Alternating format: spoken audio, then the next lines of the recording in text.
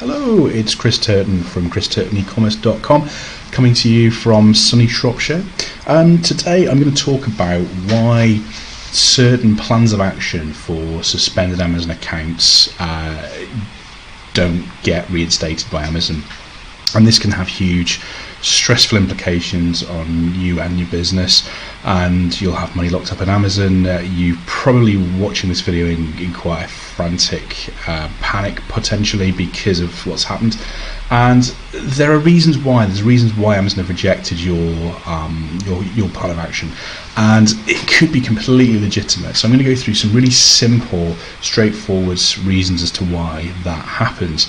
And these are common themes that we see on Seller Central forums, and clients have spoken to me, potential clients, people who, similar to yourself, maybe have just got into a bit of a panic and gone, what do we do? Why isn't this working? So I'm going to go through just a few fundamentals and see if any of it rings true for your plan of action. If not, let me know. I'd love to know more about your plan of action and any issues you've got. So I'm going to jump straight into it. So the first reason that a lot of plans of action fail is the fact that you didn't directly address the issue in your plan of action. And this happens when potentially you're making a statement that a customer could be saying that your product is counterfeit or something along those lines, and you are just telling Amazon, well, it is authentic. That causes an issue because already you haven't backed it up with any evidence, and you haven't got into the nitty-gritty of the real issue in your plan of action, and that can cause huge problems, and you've got to be careful. So try and directly address the issue. If a customer is saying that they've had a counterfeit problem, there's an IP complaint, intellectual property, if you've had any trademark issues, you've got to really make it clear in your plan of action that what is that issue and how are you going to address that particular issue, provide evidence, provide just information behind that. Secondly, you've made a mistake, you've admitted you've made that mistake, but you didn't clarify how you resolve it. This is a really common one, and you might say, we're using a courier, but I failed to use a reliable carrier, won't use any names, but then you've not said how you're going to address that issue. And this falls back into the first step of really getting to the nitty-gritty of your plan of action. So, they could say, well, it should be a sign for item, you should have some tracking information. You've not, again, gone into that element of really making it clear of how you're going to resolve the problem moving forward so Amazon can reinstate your account. Another common one, and I've been guilty of doing this myself, is making your plan of action just too complicated and long. Sorry, I'm jumping between screens trying to move my slide. They don't want the life history of your account, they don't want the life history of you and anything else. Put it clear, get it in bullet form. Don't make excuses about staff being inexperienced, anything like that. Just be very clear as to bullet points, what the issue is. This is how we're going to resolve this issue. Bang, bang, bang. Really make it very simple.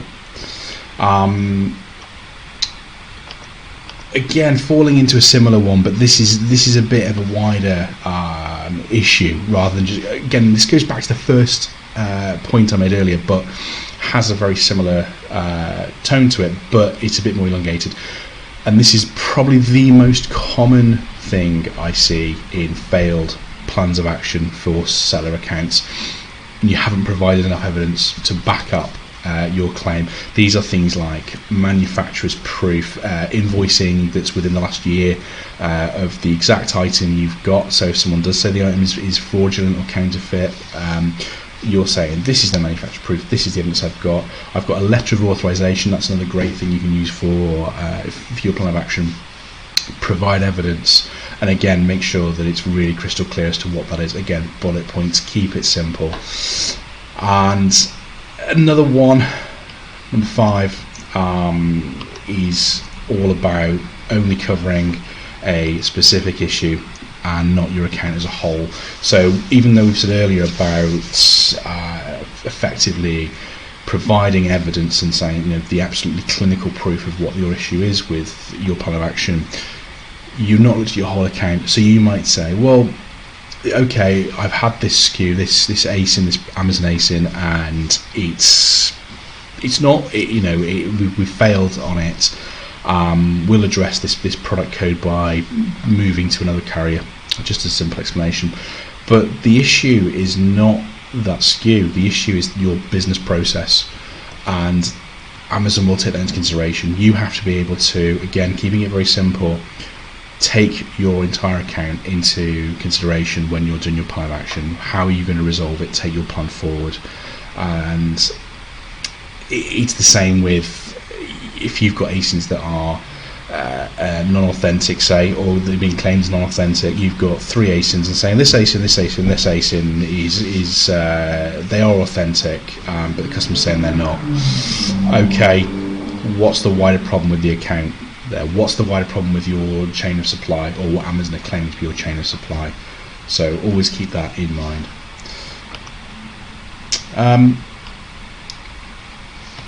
This is another common one. This is one of the biggest things that you'll see regularly, time and time again, is you have made all those good claims in the points beforehand, said you're going to take action, but you haven't actually fulfilled those steps before you've submitted your plan of action. So you could say, yeah, we're going to go straight into a new courier, 24-hour, we're going to hit all our metrics fantastically.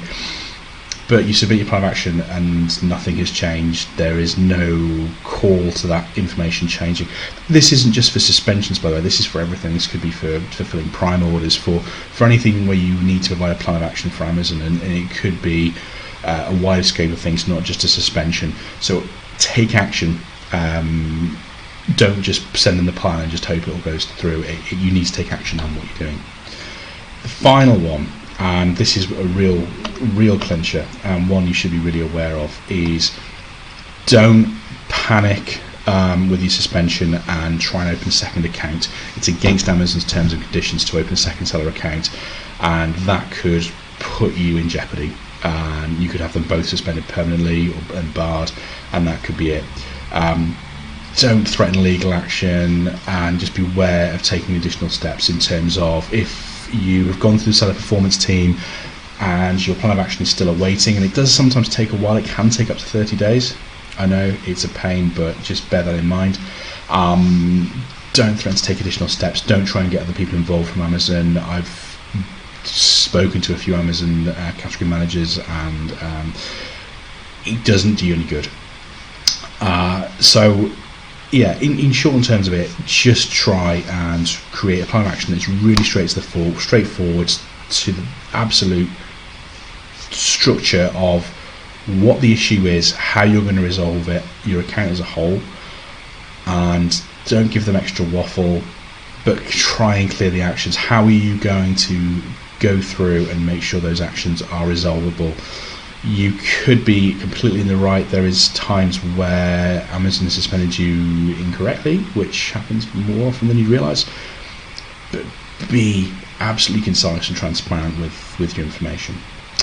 Well, I hope that's been some help, and if I can do anything else, just give me a buzz, drop me a comment. I've written a blog post about this, which gives you a few actual examples of actual plans of action that have failed, and they are ones that I've taken either from people myself that have spoken to me, or from Seller Central forums, and I've kind of addressed those in the blog. So I'll put the link in the comment below, so under the bio. So just let me know if there's anything that you know about plans of action, anything that you've experienced, and hopefully this video will be helpful. And let me know how it goes. Cheers, I'll see you soon. Bye.